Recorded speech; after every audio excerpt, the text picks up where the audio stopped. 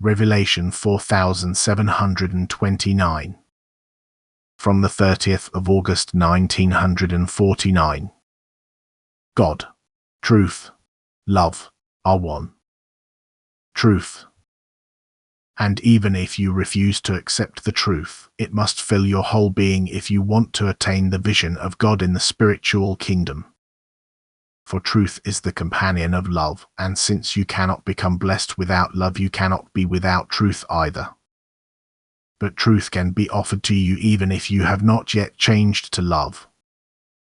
The truth can cause you to work in love as soon as you don't intellectually close yourselves off to the truth and then stimulate your heart to participate in it.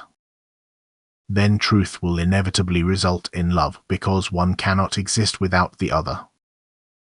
Without love, truth is only intellectual knowledge, but through love the heart also participates in truth, and then truth permeates the human being's whole being. The unloving person usually also rejects the truth because it does not appeal to him, yet again and again it is brought to him as long as the person is still capable of change, thus not a perfect devil. As soon as the fate of life has had an effect on his heart, as soon as it has become softer and more compliant and also willing to love his fellow human beings, he will no longer close himself off to the truth imparted to him. He will become able to recognize and do what is right, thus his soul will mature, which always means increasing love and increasing realization. But anyone who desires the truth through love can be firmly convinced that God will convey it to him, because he approaches a loving person himself, and thus only truth can exist next to him. The human being's soul then certainly rejects what does not originate from the originator of truth, who is present to it through love, whereas it eagerly accepts what corresponds to truth because it also recognizes God himself in it.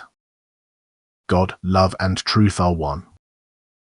Love for God and one's neighbor infallibly also results in the supply of truth, and the ability to recognize comes to the human being at the same time as truth.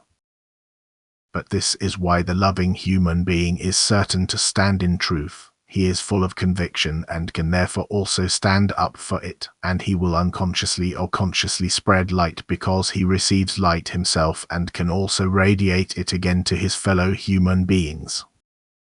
For light cannot conceal its radiance, and the knowing human being feels inwardly urged to pass on his knowledge, for he is driven by love to give to his fellow human beings what makes him happy himself, because he knows that only truth leads to God, from whom it originates.